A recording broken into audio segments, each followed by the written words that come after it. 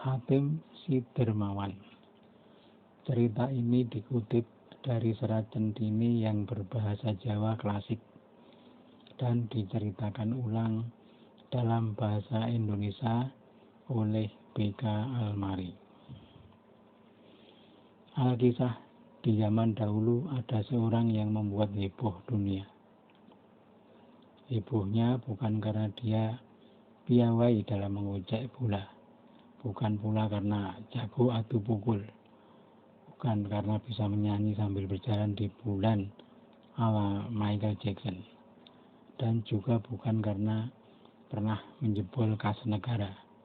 Bukan karena itu. Namanya Hatim Tayi. Dia menghebohkan dunia karena sangat dermawan. Kedermawanannya mengalahkan para raja, membuat cemburu dan jengkel raja-raja di sekitar Jazirah Arab, tempat Hatim Tayi tinggal. Maharaja Romawi Sang Prabu Kaisar Rumi pada suatu hari Piswanan bertanya kepada para punggawanya, "Adakah kalian yang mengenal Hatim Tayi, orang yang kondang dermawan itu?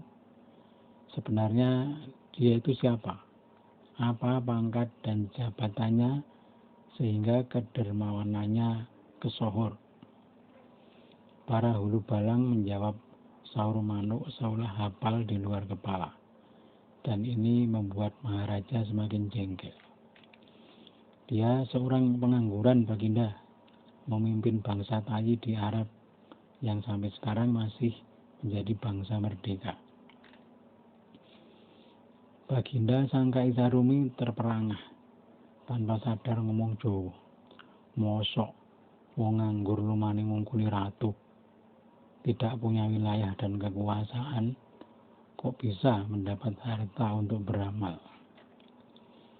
Para hulu balang menjawab bahwa itu sudah takdir Allah.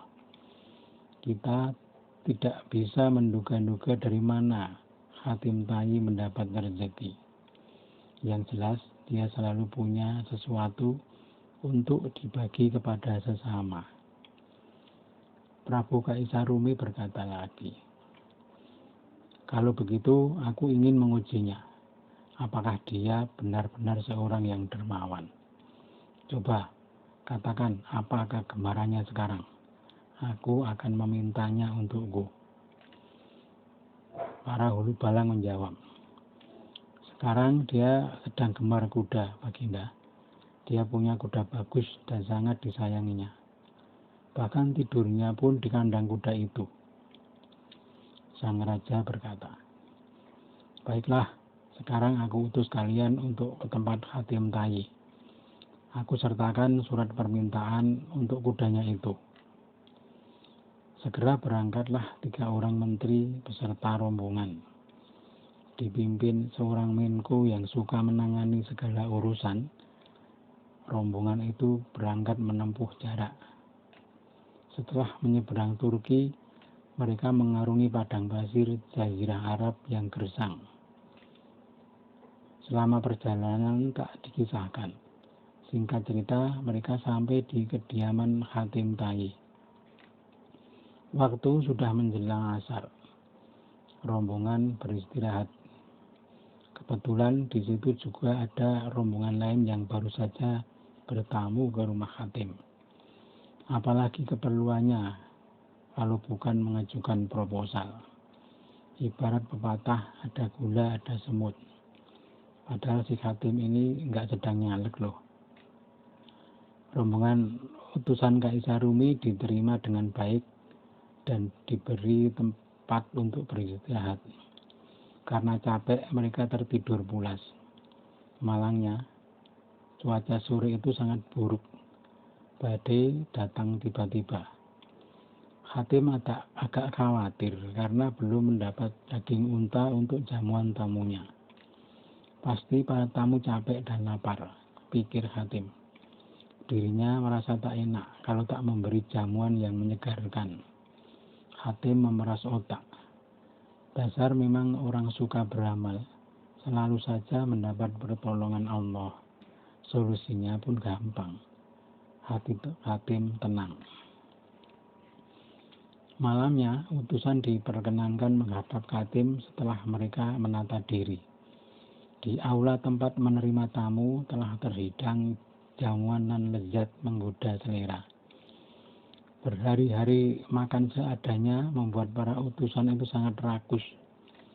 Jamuan tandas dalam waktu singkat. Kepala rombongan sang Menko segala urusan sampai mele-mele. Tak kuat melintir kumis lagi. Duduknya rebah menyangga perut yang membuncit oleh hidangan lezat.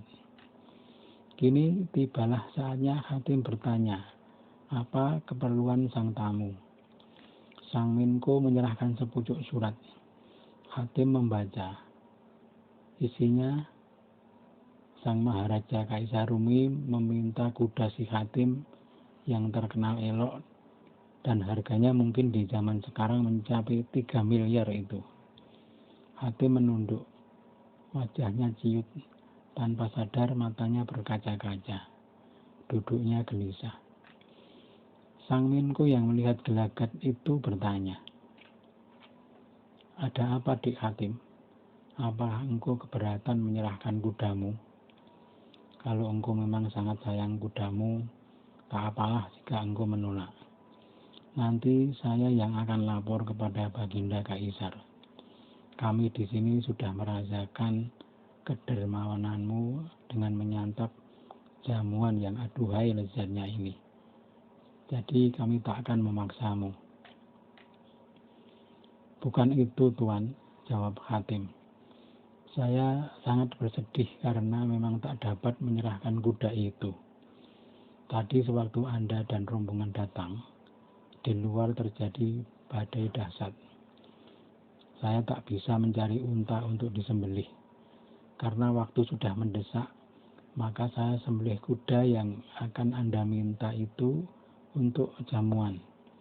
Kuda itu baru saja Anda semua habiskan sebagai hidangan. Maafkan Tuan, karena saya terpaksa mengecewakan Sang Maharaja. Sang Menko dan rombongan terbelalak mendengar kebesaran hati Hatim. Untuk menjamu tamu, dia rela menyembelih kuda kesayangannya. Wih, batin Sang Menko sambil geleng-geleng takjub. Terbersit dalam pikirannya untuk mengusulkan kepada Sang Maharaja agar mengangkat Hatim sebagai staf khusus. Pasti orang seperti ini gak akan minta-minta proyek. Tapi apa Hatim mau? Mimpi kali.